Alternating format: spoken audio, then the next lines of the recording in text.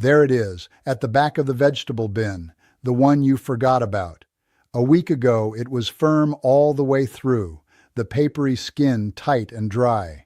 Now, when you pick it up, one side gives under your thumb like a bruise on an apple, and a dark, wet spot has spread through the layers underneath, the smell reaching you before you have even turned it over all the way. Tonight or tomorrow you will drop another $1 or $2 of onion into the trash, the outer skin still perfectly good, papery and dry, while the inside has gone to rot underneath it. You will tell yourself it was old. You will tell yourself onions just do this. Neither one is true, and it is not the onion that has failed you. It is not the onion, it is the bag. That one line is the whole reason I am making this video. And once you understand it, everything else will make sense on its own. My name is Elias. I am Amish. I grow more onions in this garden than my family can eat in a single year, close to 100 pounds some seasons, and I have not lost one to rot in my cellar in 9 years. I am going to walk you through the entire method today, start to finish.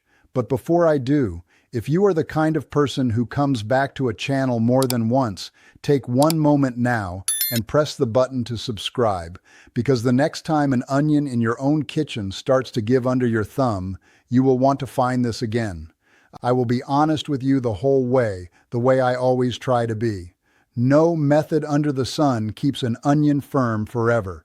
Given enough time, every onion will start to soften at the neck and send up a thin green shoot from the top, and that is not the same thing as rot. A sprouting onion is still good to cook with, though the shoot itself turns bitter and is better cut away. What ruins an onion is not time alone. It is moisture given time to work. What I am promising you is not an onion that never changes. It is an onion that holds firm for months instead of weeks, and tells you honestly by how it looks and feels when it is finally done. Here is the one thing worth understanding before anything else. An onion is still alive in that bin, and it is still breathing, releasing a little moisture of its own with every hour that passes. That papery skin wrapped around it is not decoration. It is the barrier keeping the inside dry, and it only works as long as the air around the onion stays dry as well. Trap that moisture, the onion's own breath along with any dampness sitting nearby, and the skin cannot do its job. It softens, mold finds a way in through it, and rot starts working from the outside toward the center. Slow the moisture, and you slow everything that follows. 4 things stand between you and that. What you do the moment you bring it home, what you store it in, where you put it, how you handle it once it has been cut. First, get it out of the bag the moment you bring it home, whether that bag came from the store or from your own garden basket. Plastic traps moisture against the skin, and even a few small holes in the bag do not let out nearly enough air to matter. If your onions came from your own garden, know first when to pull them. You will know it is time when about half the green tops have fallen over and started to yellow on their own. Do not pull a garden onion while the tops still stand green and proud, since it has not finished drawing what it needs down into the bulb yet. Once pulled, and with the tops still on, there is one step before storage that matters more than anything else I will tell you today. Cure them first. Lay the onions out somewhere warm, dry, and out of direct sun, a covered porch or a shed with the door cracked, for 2 to 3 weeks, until the necks have dried down tight and the outer skins turn papery and loose. The necks should give no way at all when you press them between 2 fingers. My grandfather cured onions on wire racks in the tool shed every August of his life, and he judged them ready by sound, not sight, a dry rustle when he ran his hand across the tops. Skip curing on a garden onion, and you are storing something still half wet on the inside, no matter how firm it feels in your hand that day. Second, once it is out of the bag, give it a home that breathes. A basket works well, the kind with open sides, since air needs to move freely around every onion and not just the ones sitting on top. Do not crowd them in. Onions pressed hard against each other bruise the same way apples do, and a bruise is exactly where rot starts first. A basket is the easier of your two main choices, since you simply set the onions in and forget them. An old pair of pantyhose takes a few more minutes to build, but it does one thing a basket cannot. Drop one onion into the toe, tie a knot above it, drop in another, tie another knot, and keep going until you have a long chain, each onion sitting alone in its own little pocket, touching nothing else in the chain. Because of that, a single bad onion in the chain can never spread its rot sideways into its neighbors, the way it sometimes can when onions simply rest against each other in an open basket. A single leg holds 8 or 10 onions easily, and once it is hung, it looks for all the world like a strange braided rope, which tends to be exactly what people ask about the first time they see your pantry. If ease matters more to you, use the basket. If you have lost more than one onion at a time to a single bad neighbor before, the chain is worth the extra few minutes. No pantyhose on hand either. A mesh bag, the very kind onions sometimes already come home in from the store, breathes just as well as a basket does, though it will not isolate them from each other the way the knotted chain does. Save the next one instead of throwing it out, and you have a second breathable option ready without buying anything. Hang whichever one you choose somewhere with air moving around it. This is not a new trick. It has been used for generations because it solves the one problem a basket cannot. When a bad onion does turn up in the chain, cut the pantyhose below its knot and pull it free, and the rest of the chain stays exactly as protected as it was before. Third, mind where that basket or that chain actually hangs. Onions keep best somewhere cool, dark, and dry, between about 45 and 55 degrees Fahrenheit. A pantry, a cellar, or an unheated closet all work. That range keeps the onion resting without waking it up. Too warm, and it starts growing again from the inside, sending up that green shoot early. Too cold for too long, close to freezing, and the layers themselves can turn to mush once they thaw, which is its own kind of ruin. If you have a choice among the three, the cellar wins, since it holds both the temperature and the low light steadier than a closet ever will, and steadier than any pantry with a window nearby. Light matters more than people think.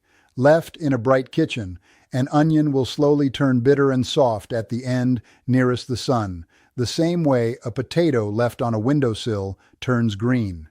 Keep them out of that light entirely, and keep them away from potatoes, if you can manage it, even a few feet of distance. The onion breathes out a gas that pushes a nearby potato to sprout early.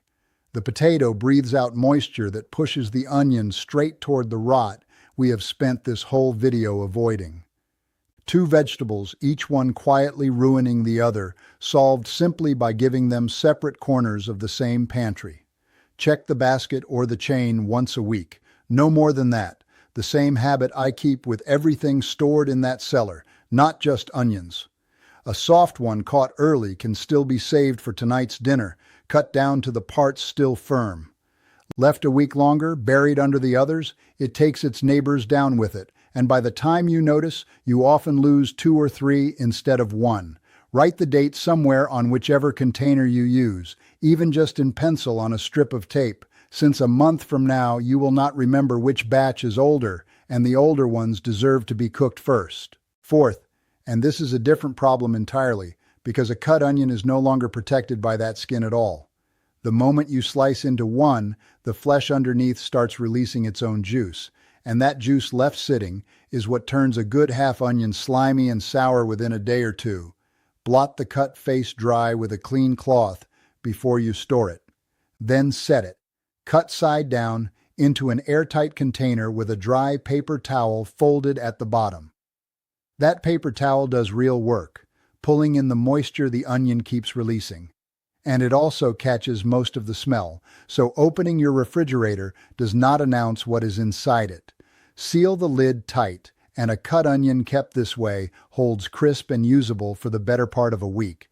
Once that paper towel turns damp, swap it for a dry one, and you buy yourself a few more days on the same half onion. If you only need that other half within a day or two, a shorter route works nearly as well.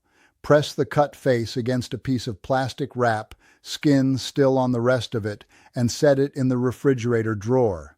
It will not hold quite as long as the airtight container does, but for tomorrow's dinner, it saves you dirtying a container at all. Two habits are worth building at the store as well, and both cost nothing but attention. First, look before you buy.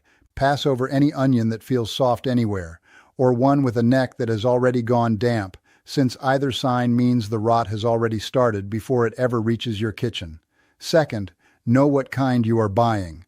The yellow storage onions most stores sell in mesh bags are bred to keep for months.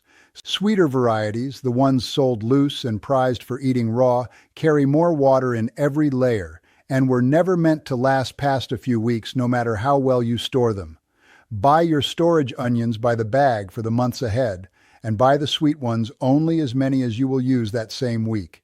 Here is how I would put this to use, starting tonight.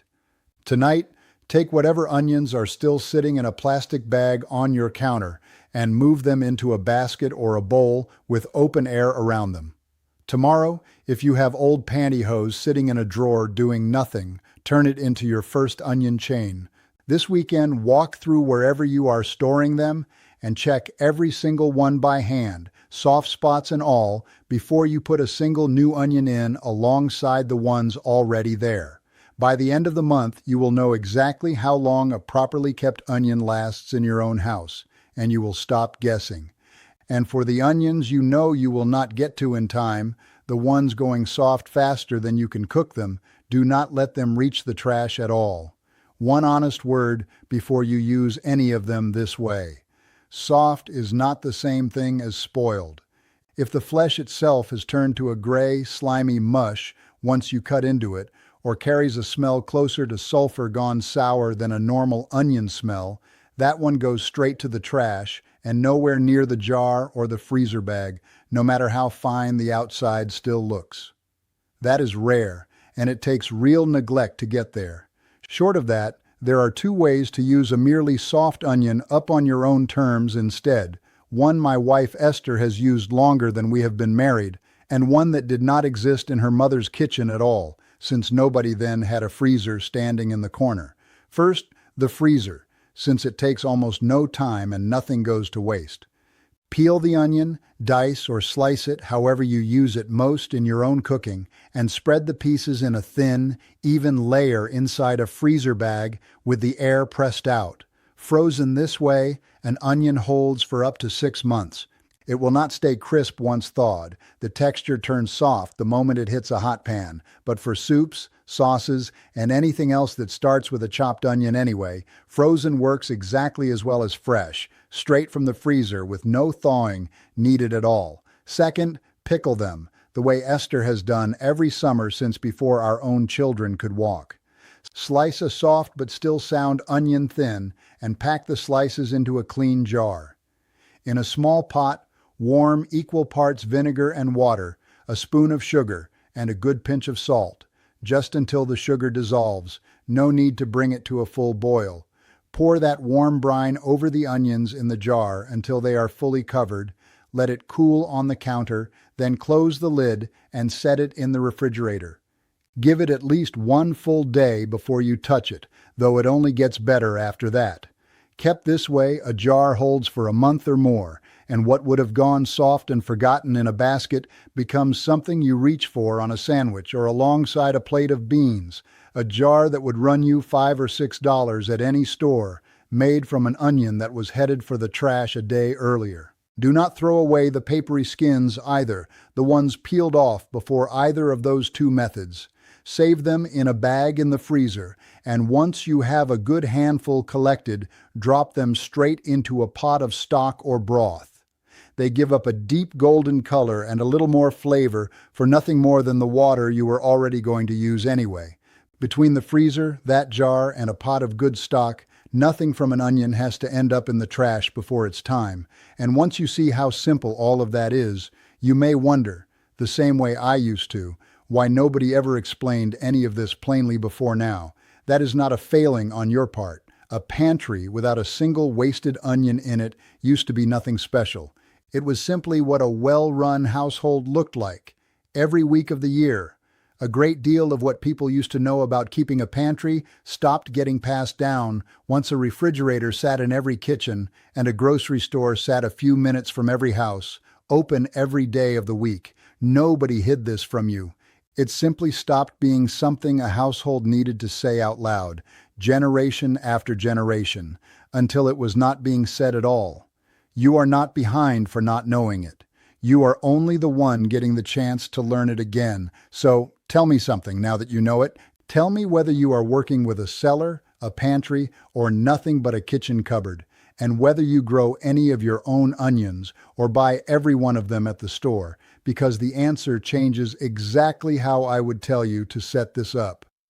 I read every comment left on this channel, and I will answer yours. Thank you for spending this time with me today. I do not take that lightly, not once, and while you are down there typing, stay a moment longer, because I mentioned potatoes today only to warn you to keep them apart from your onions, and that is not the whole story on potatoes by itself. Next time, I want to show you how to keep a bag of potatoes from sprouting for months past when the ones in most kitchens already have, using nothing you do not already own. If nobody has asked you yet today, subscribe to this channel now so that video finds you the day it is ready, and everyone after it as well. Stay dry. Stay patient. And remember, the people who built this country with their hands knew things we are only just starting to remember.